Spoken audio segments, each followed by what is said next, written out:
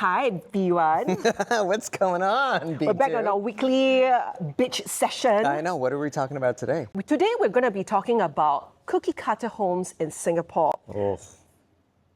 Whose fault is it? Is it the designer's fault or is it the homeowner's fault? Fault. Or fault, yeah. Fault or faults.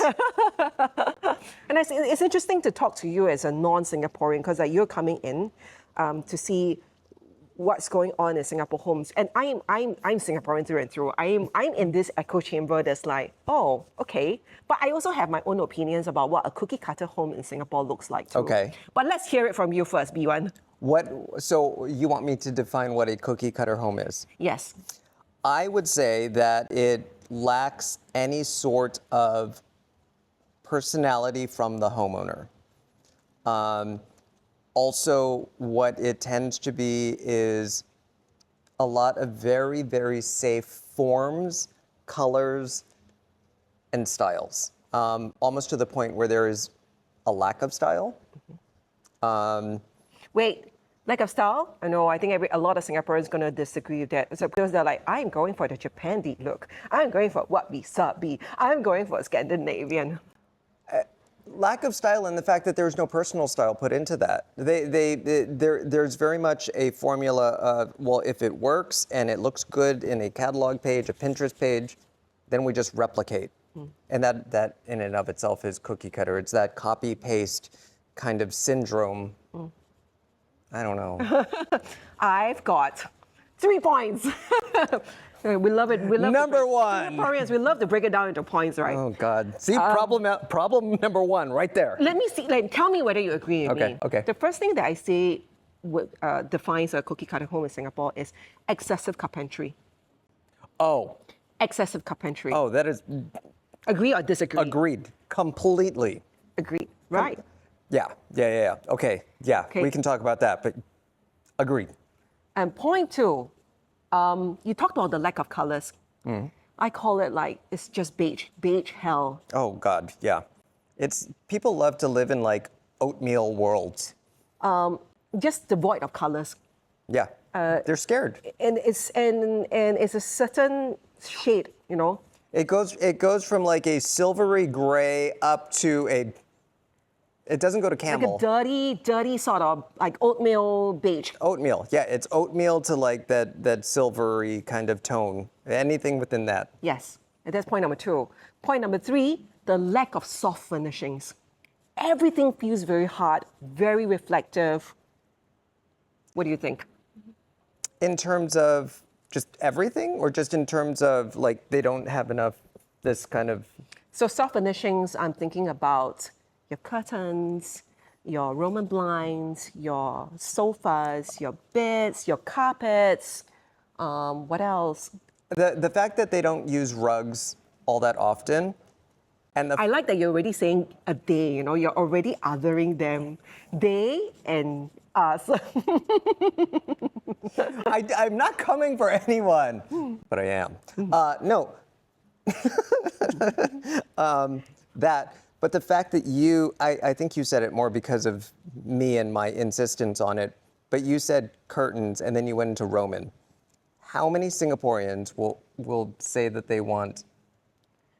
Well, for my customers, you know, we do have a fair number of customers asking for Roman blinds. But they're the very traditional ones with the sort of rod going through it and the very structured Roman, right? A bit more as structured, to yes. the me and my relaxed. We need to have a photo of that, the kind of Roman shades that you like.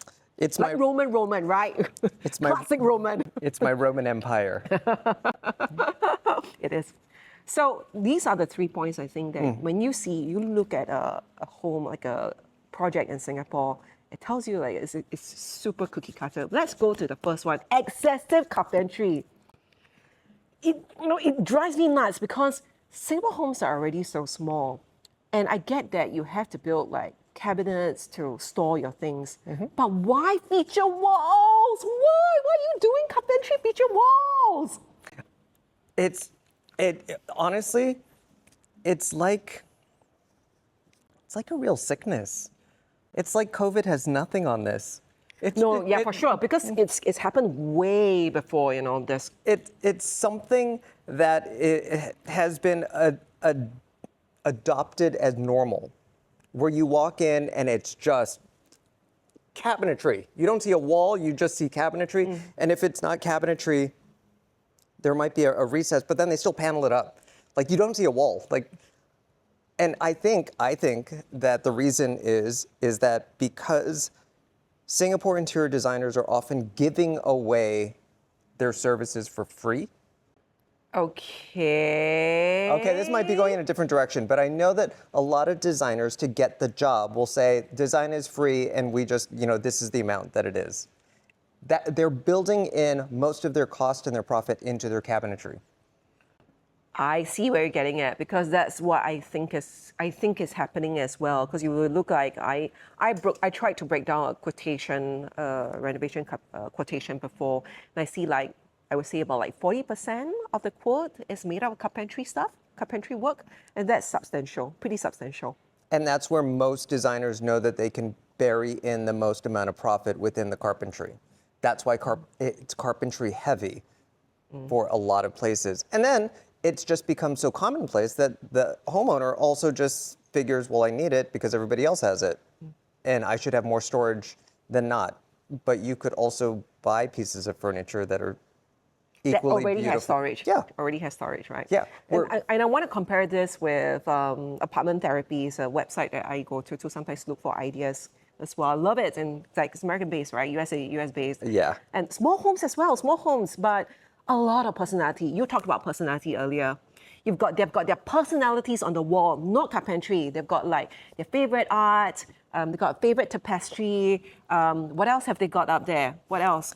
I think that, so one of the differences distinctly between Singapore and America is that, are we going to get a little friend over here? I don't know, where maybe, Hey. come baby girl.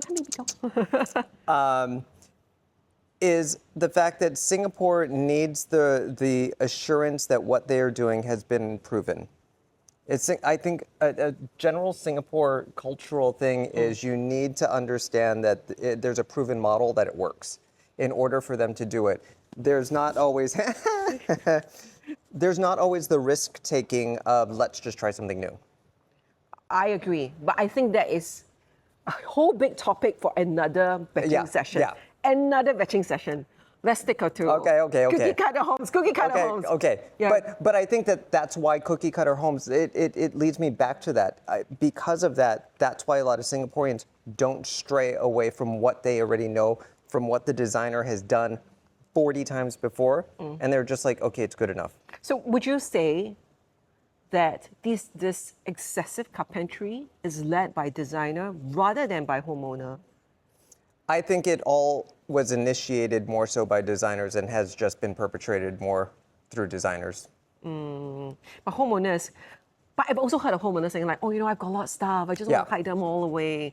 I want to put things away. But also, is there a possibility where you could declutter and just not have so much stuff? Yeah. There people hang on to stuff. If they have somewhere to hide it, they will hide it, even if they don't use it and will never use it, because they just don't want to purge. Yeah, I feel like Singaporeans are they're hoarders. we all have a bit of a hoarding. She said it, mentality. not me. But I personally, I don't. I'm Singaporean, but I like to throw away things, like things that I'm not worn or used in a year. It goes out.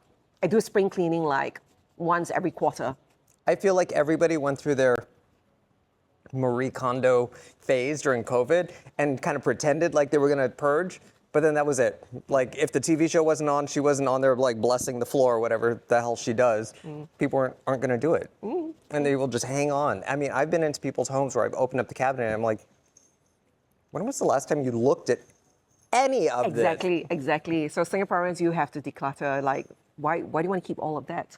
And as soon as you get rid of all of the excess cabinetry, you then have spaces for freestanding pieces of furniture, for wall coverings, for interesting paint colors, artwork, just stuff that's not cabinetry. And it does not help that most of the cabinetry is done in a style where everything is just flat panel, no hardware. Come on, people. No, but we've had a shaker cabinet movement thing going on for a Shaker while. cabinet movement. Sorry. We must be proud of it, no? God. Okay, but let's move on to colors. I feel like with the colors thing, I think that this is like an amateur. When I don't see colors in a home, it's a very amateur move. Yeah. It shows that you're probably doing the design work on your own without a designer, or you're working with a very young designer who doesn't know how to implement colors. Yeah. I feel Right.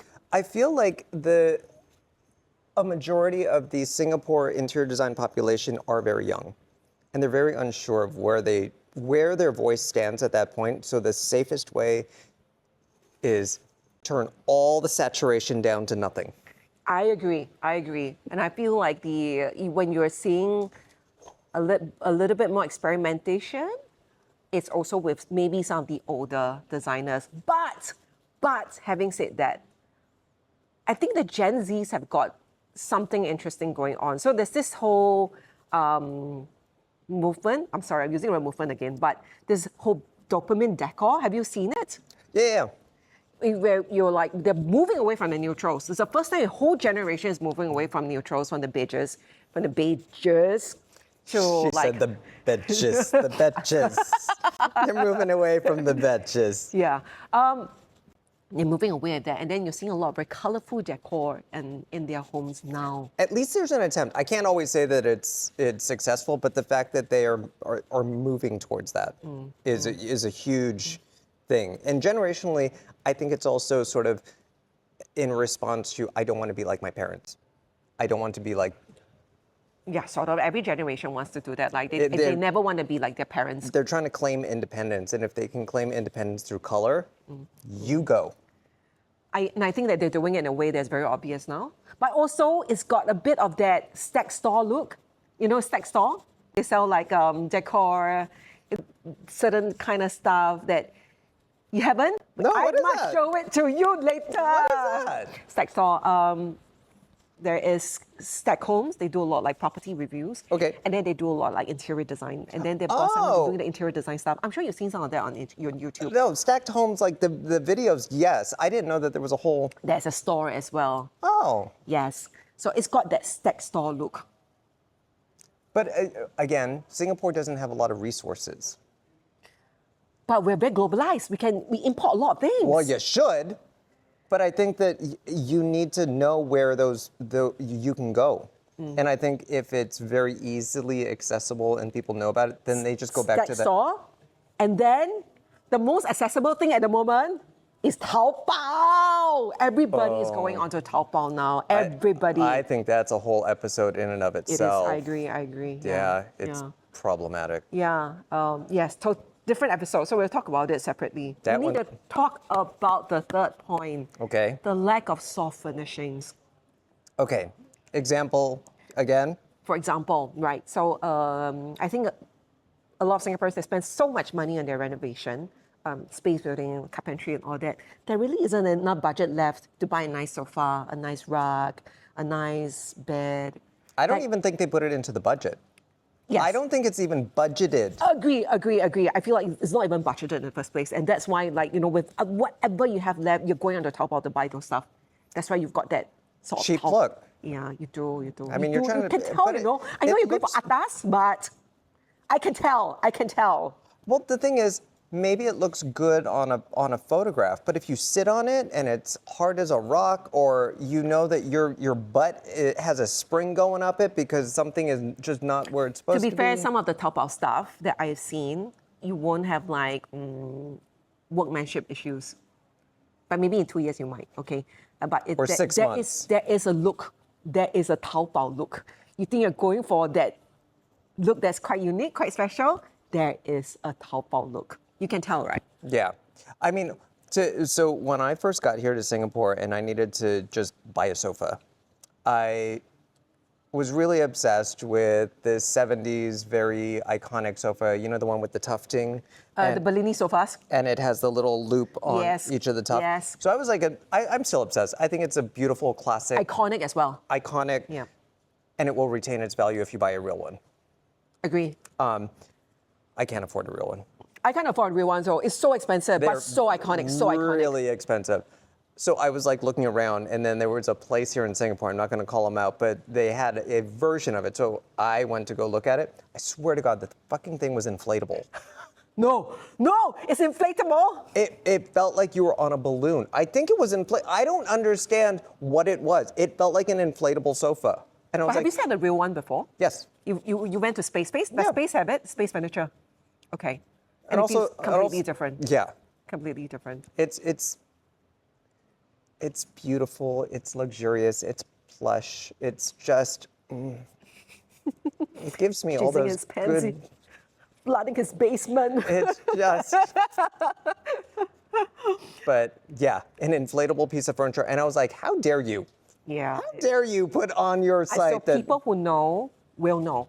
People who know the furniture and they see you put a top of stuff in your home, we will know. They will know. but you can feel it. Yes. I think the thing is, ultimately, But you if you've never feel had it. a benchmark to begin with, You can feel uncomfortable furniture.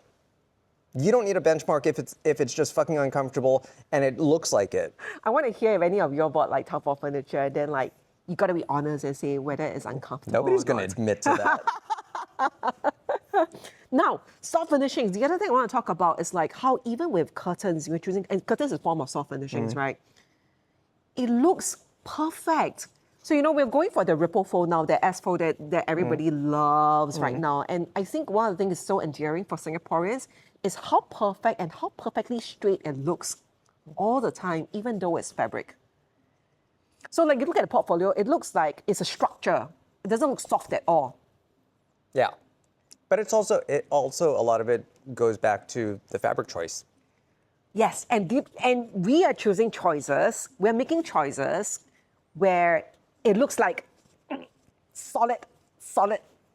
I mean, you agree, right? I mean, because I'm looking at that and I'm like, this looks solid. It doesn't look soft at all. Yeah, it could be plastic. It could be a piece of plastic corrugated sheeting up against the window, or it could be a ripple fold drapery. It could be. But why?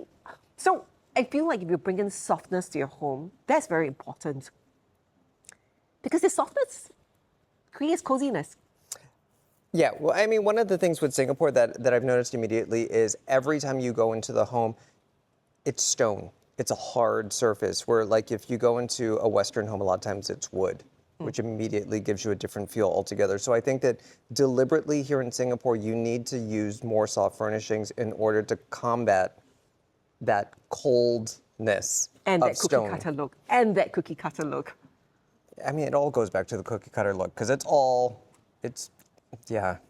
problematic. Problematic. I think problematic in the sense that there are a lot of things that we could do. I feel like as Singaporeans, we know a lot of things. We know a lot of materials, and we have a lot of resources at hand. But at the same time, there are a lot of things that we don't know about as well, and we just don't have the courage to go and try them out. I think that's the biggest thing. Like, Singaporean, you guys have all the smarts, the intellect, the I'm not saying her, but like, I'm smart. but yeah, just take a chance. I mean, especially, we're not saying redo your home, but if you add a rug or you add a little more depth in terms of even pillows, get a pillow that didn't come with your sofa. Yeah, exactly. Like not this, but you could go for like something like that. Something just fun. Add a pop of something, anything.